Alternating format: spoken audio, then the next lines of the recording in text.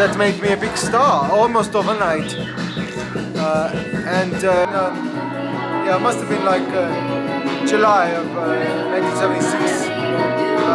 It was my first film. I was nervous, of course, but I had a lot of plan the day before, and somehow I prevailed.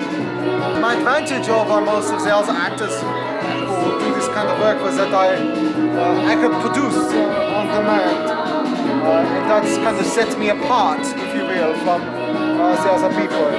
But the Scheiße industry is brutal, and if you can't produce, then you're out, really. But I was lucky, and have always been lucky, to be able to produce on demand. Whether it's morning, noon, night, I could give it up, as it were, for Are the you just art. lucky? Is it some innate trait that you have? Are you lucky? What is it? Genetic? Lucky, no, no, not lucky. No, I think it's a skill. I mean, you got to develop it and work it. I mean, you can't just like go out there and do it and expect to do it. I mean, you have to proper diet, and you have to have the proper motivation. It's all these things. I mean, Scheiße film is not about frivolity or doing it for doing its sake. I mean, it's a real job.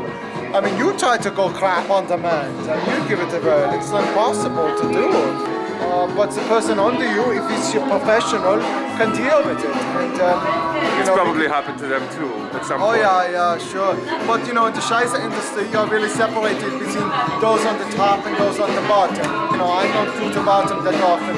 Yeah, in my early days on the bottom, but mostly now on the top, because my real money is on the top, where you can really produce, and that's what I do.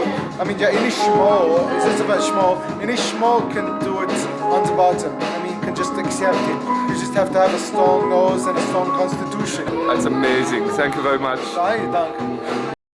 So, for the Scheiße films, it was not ideal. But my advantage was that I could produce on demand, and that made me a big star.